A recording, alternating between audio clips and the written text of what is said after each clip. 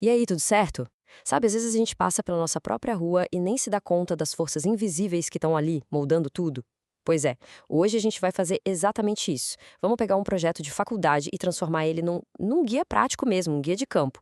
A missão aqui é aprender a ler a cidade, sabe? Usar as ferramentas da sociologia para decifrar aquelas regras que ninguém escreveu, mas que todo mundo segue. Bora começar essa expedição? Então, a pergunta que vai guiar toda essa nossa jornada é essa aqui, ó. Como é que a gente faz para enxergar e mais para medir uma coisa tão abstrata como a desigualdade?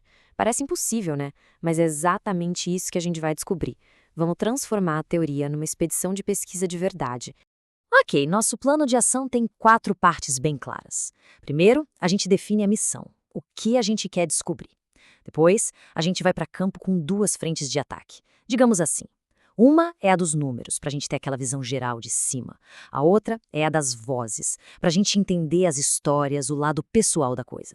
E no final, vem o grande desafio: juntar tudo isso, conectar os pontos e desenhar um mapa completo da desigualdade. Fechado? Beleza, vamos lá. Primeira etapa: a missão. O nosso objetivo aqui é como se a gente trocasse de óculos, sabe? É ajustar as nossas lentes para enxergar o bairro com um olhar de sociólogo.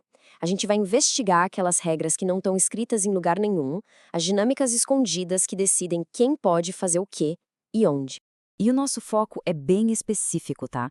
A gente quer entender como esses marcadores sociais, tipo raça e gênero, acabam definindo quem consegue um bom emprego, quem se sente seguro andando na rua, ou até quem pode simplesmente ocupar o espaço público sem ser incomodado. A pergunta de fundo é: será que a cidade é de fato a mesma para todo mundo? Para conseguir fazer essa análise, a gente precisa de umas ferramentas, né? Ferramentas teóricas. A primeira delas se chama hábitos.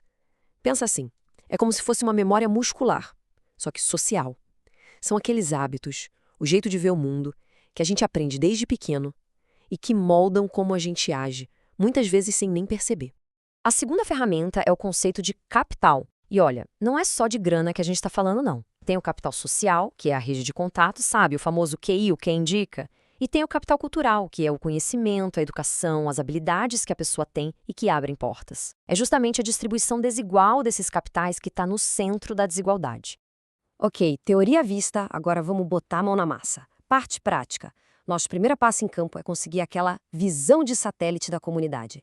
É aqui que os números entram para nos dar o mapa do território, o panorama geral. E a nossa meta aqui é bem clara: coletar no mínimo 20 respostas. Aí talvez alguém pense: ué, mas só 20? Calma.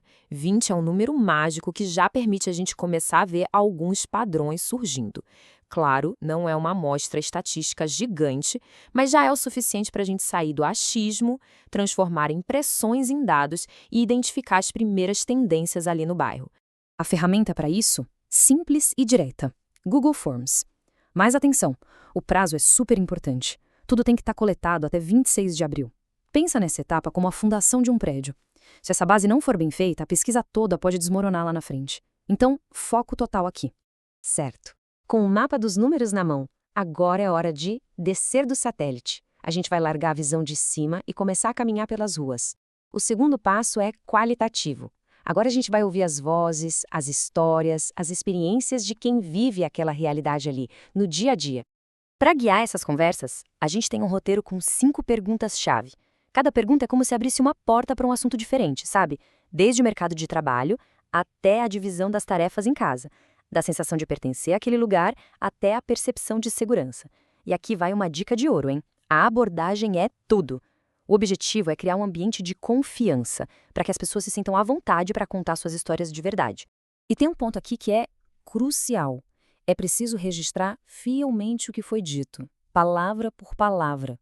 Porque são essas falas, essas histórias, com as palavras exatas que as pessoas usaram, que se tornam as nossas evidências. São elas que transformam uma percepção individual em uma prova de um fenômeno maior, estrutural, como racismo ou patriarcado. Chegamos na parte que, para mim, é a mais desafiadora, mas também a mais legal de todas: a análise. É agora que a mágica acontece. A gente vai juntar os números, aquela visão de cima, com a profundidade das histórias, a visão de perto, para construir uma interpretação sociológica que seja forte, que se sustente.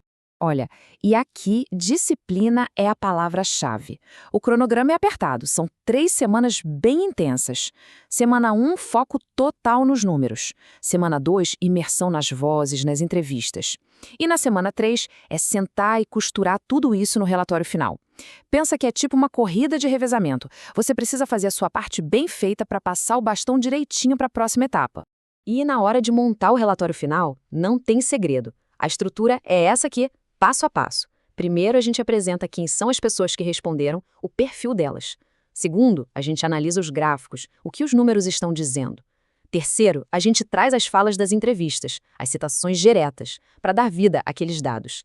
E por último, a conclusão, onde a gente amarra tudo com a teoria sociológica que a gente viu lá no começo. E atenção, na conclusão, o uso desses 3 conceitos é obrigatório. É isso que vai fazer a análise subir de nível, entende? O conceito de capital vai ajudar a responder, tá, mas quem tem mais acesso aqui? A violência simbólica ajuda a gente a enxergar como certos preconceitos acabam sendo vistos como normais no dia a dia. E a interseccionalidade, essa é poderosa. Ela mostra como marcadores tipo raça e gênero não se somam, eles se multiplicam, criando experiências de desigualdade que são únicas. No fim das contas, o que esse guia prático todo nos mostra é um método muito poderoso. É a arte de conectar a visão de satélite, os dados gerais, com as histórias do chão da fábrica, sabe? As experiências vividas. É exatamente nessa fusão do grandão, o macro, com o pequenininho, o micro, que a sociologia ganha a vida de verdade. É isso que nos permite mapear a realidade social de um lugar que é sempre super complexa. E para a gente fechar, fica aqui uma provocação. Depois de acompanhar esse guia, que tal exercitar esse olhar aí onde se vive? Na sua rua? No seu bairro? Quais são os marcadores sociais que definem quem tem mais acesso? Quem se sente mais seguro? Quem parece que pertence mais àquele lugar? Porque, no fundo, é com essa curiosidade que a sociologia começa.